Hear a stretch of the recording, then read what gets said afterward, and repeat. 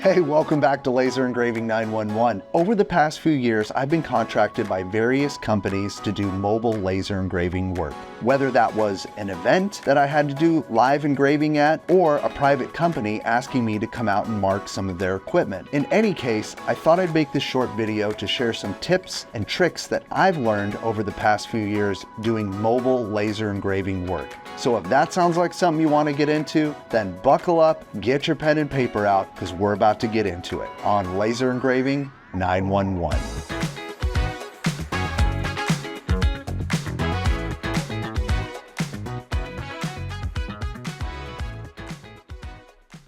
All right, tip number one, make a checklist of everything you're going to need for your mobile laser engraving event. I'm not just talking about the power cords for your laser machines and the computers that run the laser machines. I'm talking about everything. Every little thing that you're gonna need for that mobile event needs to be on that list. Pens, tape, tools, paper, credit card readers, and then when you think you've got it all, add some more things on there. You never can bring enough to these events in case there is something that comes up. And don't actually check it off until it's actually put on the truck or the van or the trailer or whatever it is that you're hauling your equipment to the event with. That way, the last thing you have to worry about when you get to the event is that you forgot something. All right, so tip number two, asking the right questions when the customer calls you and asks you to do a live mobile laser engraving event. Questions like, how many items need to be engraved in a day?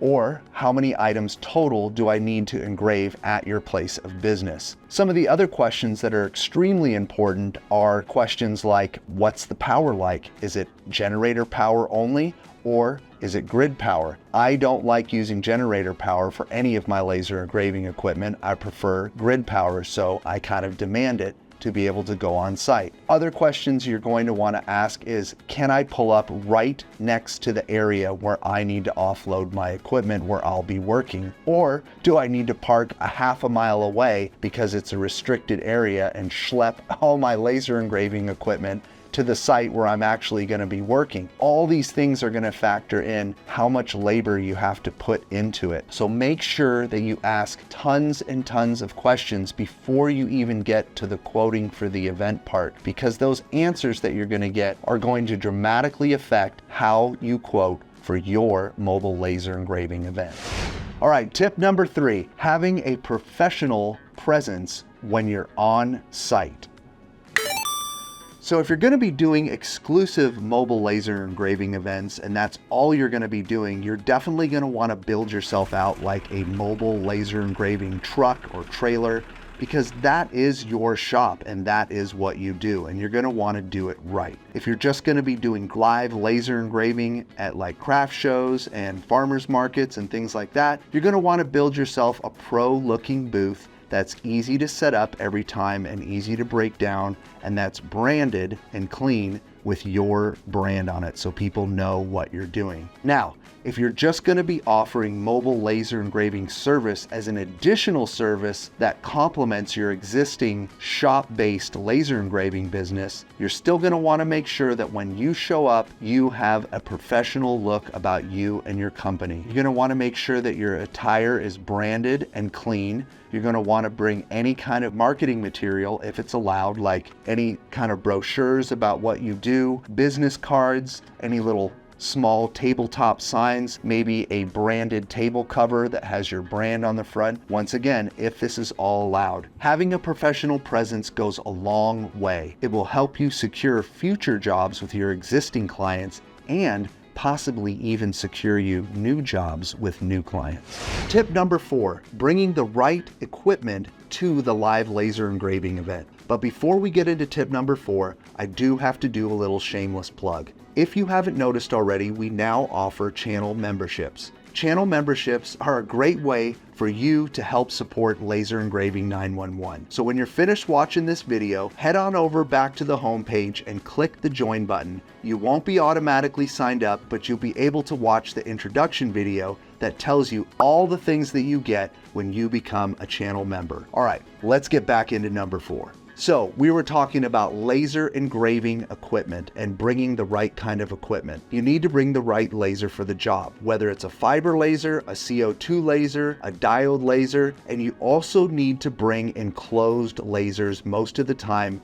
to these laser engraving events, because you can't have people with open class 4 fiber lasers lasering in front of all these people. You also want to make sure that you bring a nice portable fume extractor, because whatever you're engraving is either going to create particulates, fumes, smoke, vapors, and you definitely don't want to be pumping that into your live event. One of the ones that I've been using recently is the FilterBox Micro. I was actually very impressed at this last event that I brought it to at how quiet it was, how easy it was to transport, and how well of a job it did doing exactly what I needed it to do.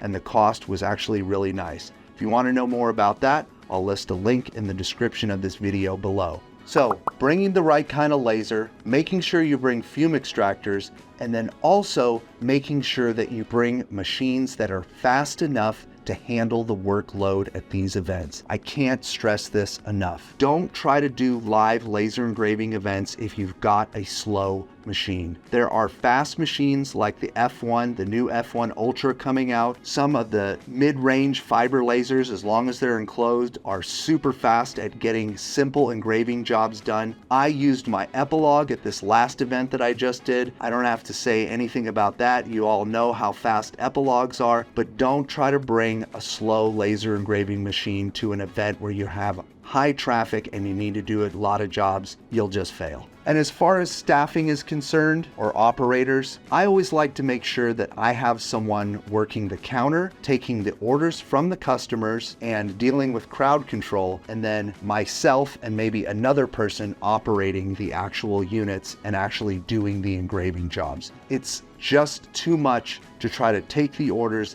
then jump over to the machine, then do the engraving, then give it back to the customer by yourself. If you can just bring some extra help, even if it's just for counter work, it makes the world of a difference.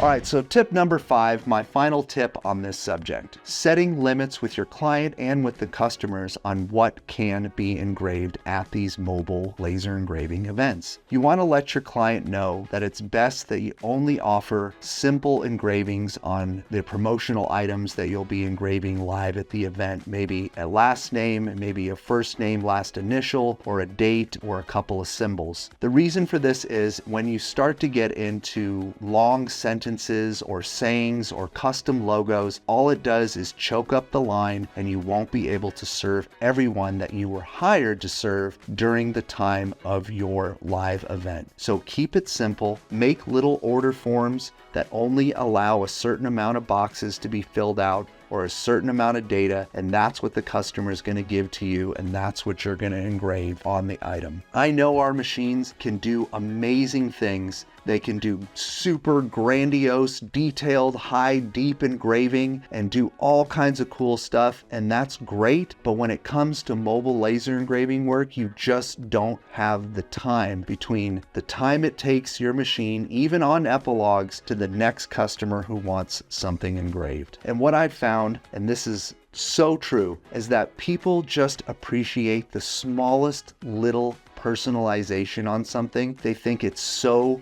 cool, and they don't really need all that grandiose stuff. They just think it's cool enough that you put your name on it. So don't overdo it, keep it simple, and limit the options when you're on live mobile laser engraving events. So to wrap this all up, I bet you want to know a little bit about pricing and how I price this type of mobile laser engraving work. Well, I'm not going to share my specific prices with you, but I am going to share some of the things that I have to ask myself before I open my mouth and give a price to the potential client. So some of the things you want to think about is travel time, wear and tear on your laser equipment. Did you need to hire employees to get the job done? How many employees? How much is that going to cost? Are they providing food for you, or do you need to provide food for all your employees? What is your hourly rate that you charge for mobile laser engraving work or for laser engraving work? If you haven't figured out your hourly rate yet, you're going to need to do that. For mobile laser engraving work, I like to take my own personal hourly rate and times it by 2 or 3, and that's what goes on the quote. Some of the other things you're going to want to consider before you offer a price up for the event to the customer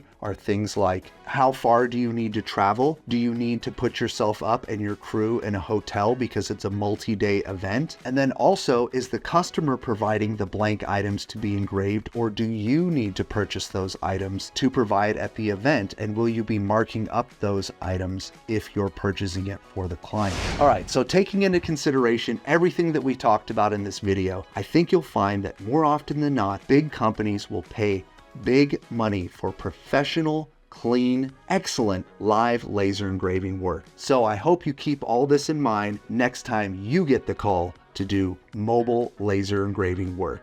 And until next time, we'll see you around on Laser Engraving 911.